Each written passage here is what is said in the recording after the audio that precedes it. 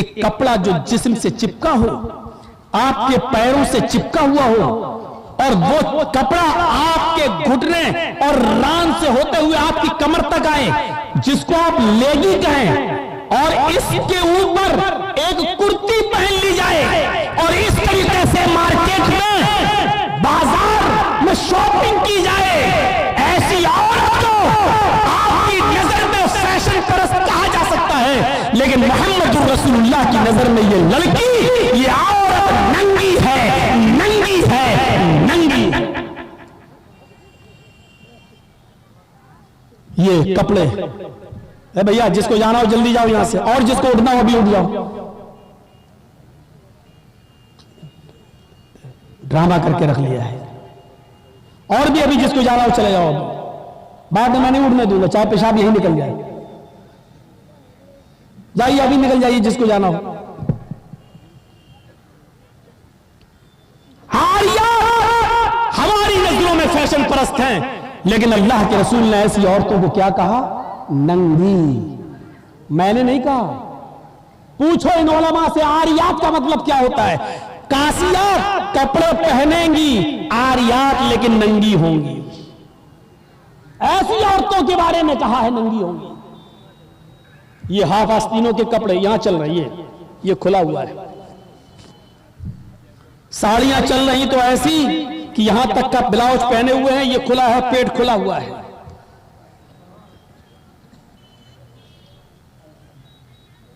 और जो चंद बुरके अब चल भी रहे हैं बिहार बंगाल में, पहले तो चलते नहीं थे, तो अब बुरकों में भी डिजाइन चलने लगी है। कड़े हुए बुरके, डिजाइनदार बुरके।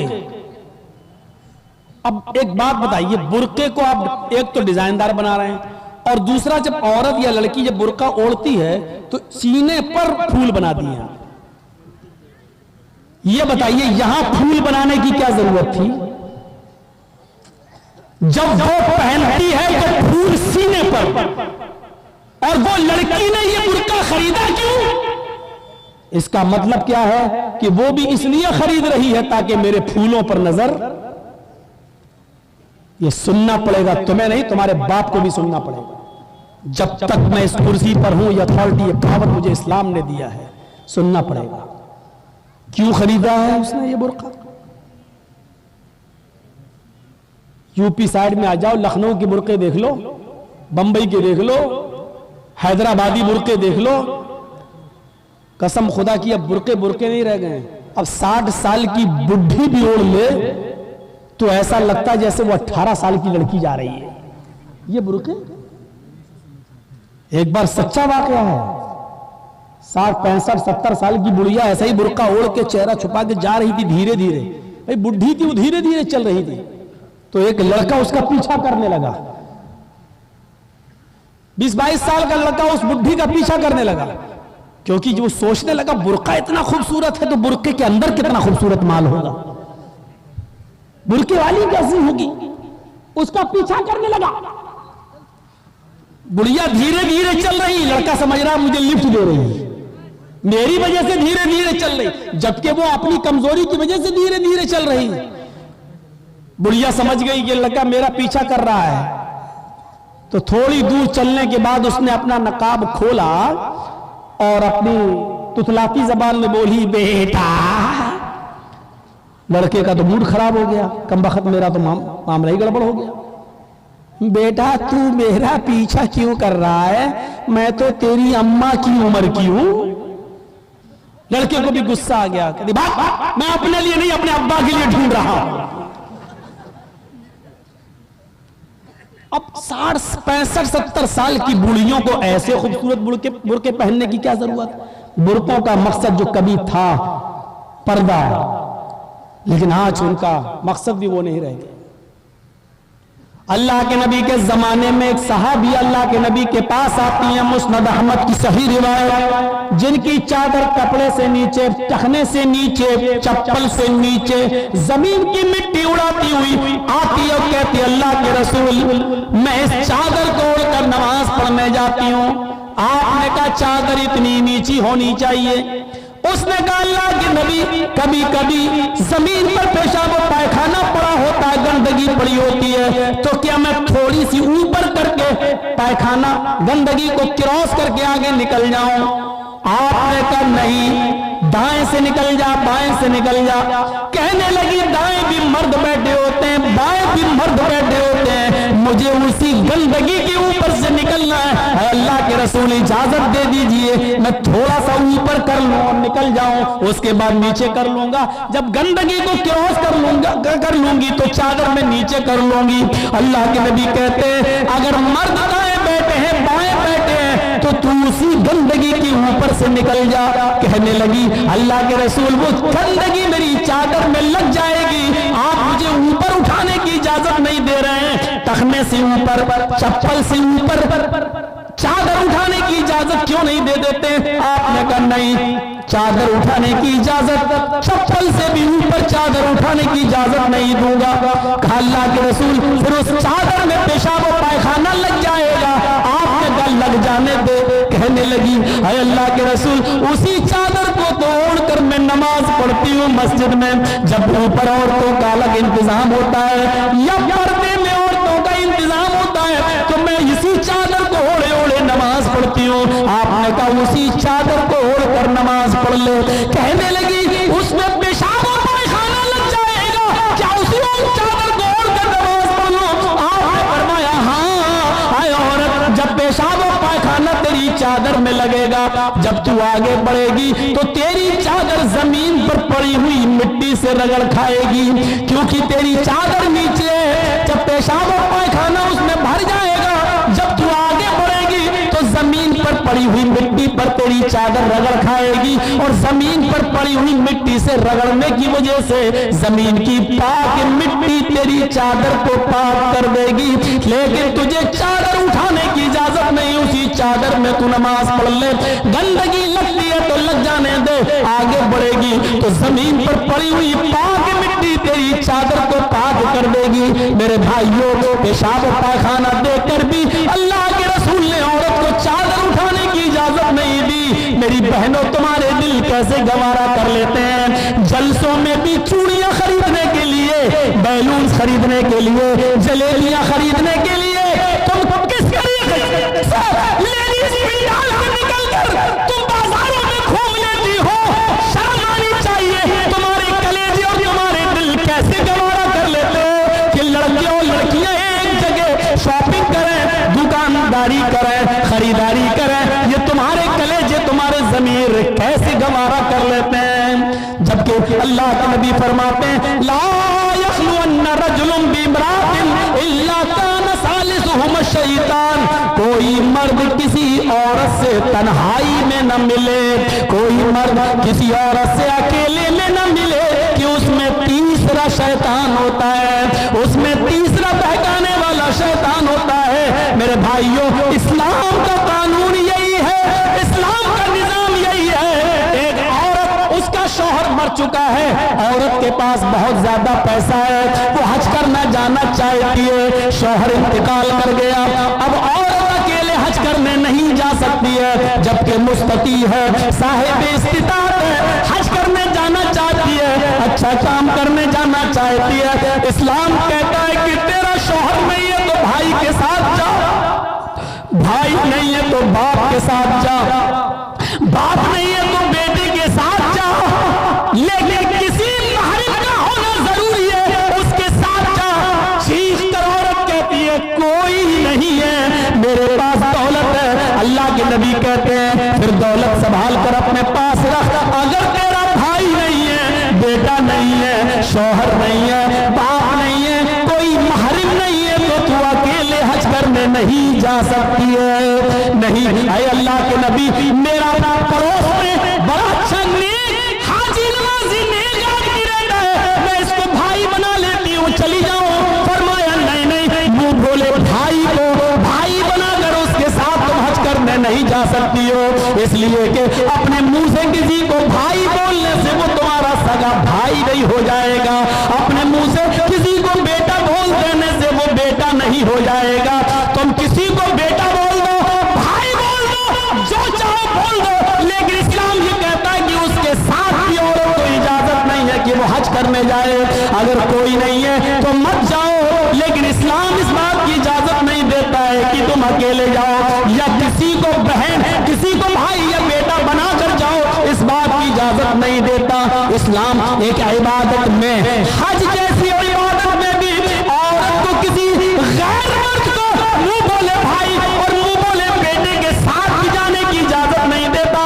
तो मेरे भाइयों, जब खाने काबा में जाने की इजाजत नहीं देता है, सफा मरवा की सही की इजाजत नहीं देता है, इतनी खूबसूरत इबादत की इजाजत नहीं देता है, तो बाजारों में अकेले घूमकर शॉपिंग करने की इजाजत कैसे देगा?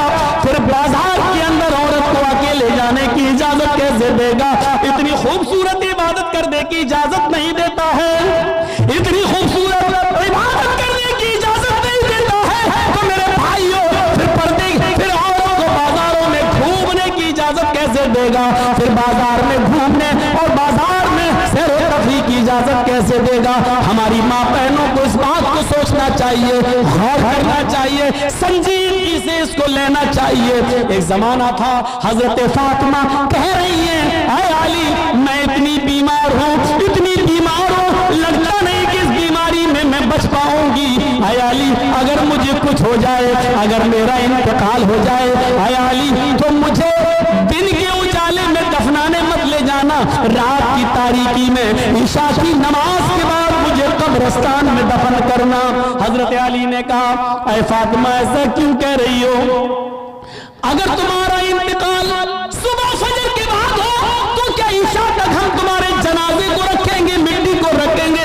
तुम्हारे बाप का, तुम्हारे अबू का फरमान है कि मैयत को जल्दी कब्रिस्तान ले जाओ। फिर मैं लेट कैसे करूं? फरमाती है, आए अली, आए मेरे प्यारे शौहर, मुझे रात में ही ले जाना, मेरी बात को गिरा बांधो, मेरी बात को मजबूती से पकड़ लो, मेरी वसीयत को याद रखना, चाहे मेरा इंतकाल कभी भी हो, लेकिन मुझे ईशा के बाद दफनाना, मुझे दिन के उजाले में कब्रिस्तान न ले जाना। ऐ अली मैं नहीं चाहती हूँ कि मेरे मुर्दा जिस्म पर पड़े हुए कफन पर भी किसी गैर मर्द की नजर पड़े, मैं अपने कफन पर भी किसी गैर मर्द की नजर नहीं पड़ने देना चाहती हूँ। ऐ अली मुझे रात में ले जाना, दिन के उजाले में नहीं, मैं नहीं चाहती कि मेरे कफन पर भी किसी गैर मर्द की नजर पड़े। मेरे भाइयों, इंतकाल के बाद निकाह जायज नहीं है, इंतकाल के बाद शादी नहीं होती है, लेकिन इंतकाल के बाद भी अपने जिस्म को तो छोड़ो, अपने कफन को भी किसी गैर मर्द को देखने की इजाजत नहीं दे रही है। ये था हजरत फातिमा का पर्दा।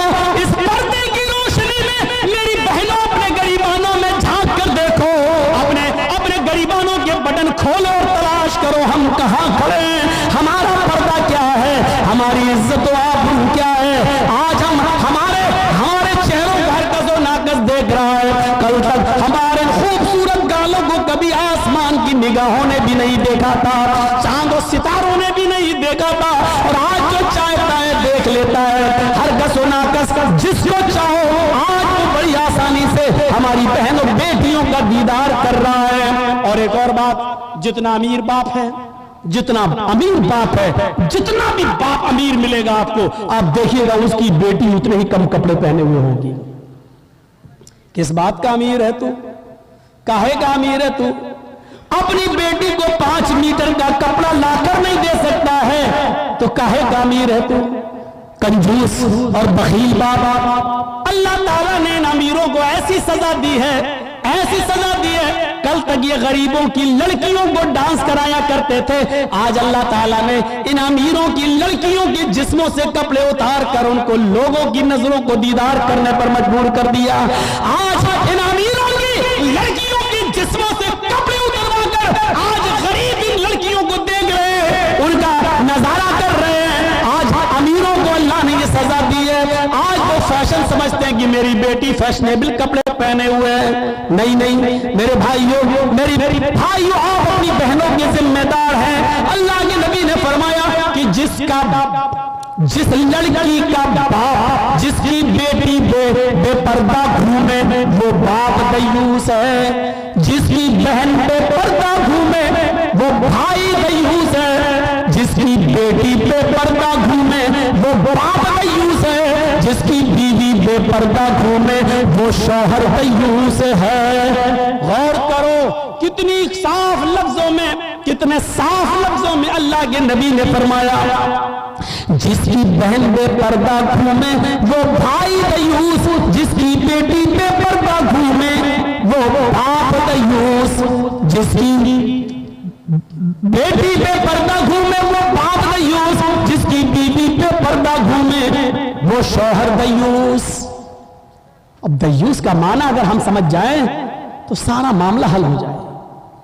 दयूस, दयूस का ये तो अरबी लफ्ज है ना, इसका उर्दू में तर्जमा होता है, सुनने की ताकत है, सुनेंगे।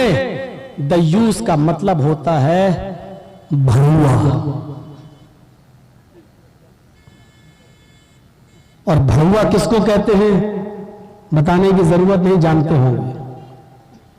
भड़ुआ कहते हैं उसको जिसने अपनी बहन, बेटी या बीवी या मां को गलत काम करने के लिए किसी अड्डे पर बिठा दिया हो, चकले पर बिठा दिया हो और उनसे गलत काम करवाता हो और उनकी कमाई खाता हो। अरबी जबान में इसको दयूस कहते हैं, उर्दू में इसको भड़ुआ कहते हैं। कितना सख्त जुमला इस्तेमाल किया अल्लाह के रसूल ने। मौलाना जर्जीस को आप कह रहे होंगे ये क्या हो गया इसको। अल्लाह के नबी ने कहा जिसकी मां बेपर्दा घूमे और बेटा अपनी मां की बेपर्दगी पर कुछ ना बोलता हो वो बेटा भड़ुआ। जिसकी बीवी बेपर्दा घूमे और शौहर अपनी बीवी की बेपर्दगी पर कुछ ना बोले वो शौहर भड़ुआ। जिसकी बहन बेपर्दा घूमे और वो भाई अपनी बहन की बेपर्दगी पर खामोश रहे वो भाई भड़ुआ। और जिसकी बेटी बेपर्दा घूमे और बाप अपनी बेटी की बेपर्दगी पर खामोश रहे वो बाप भड़ुआ। दयूस कह दो मौलाना चलेगा, भड़ुआ मत कहो, अच्छा नहीं लग रहा है।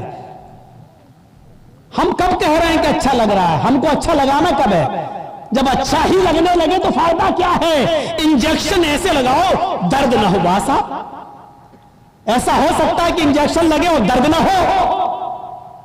इंजेक्शन भी लगवाना चाहते हो और दर्द भी नहीं चाहते हो, तब तो होम्योपैथिक दवा ले लो, मीठी गोलियां खा लो जो मरने के बाद फायदा करती है।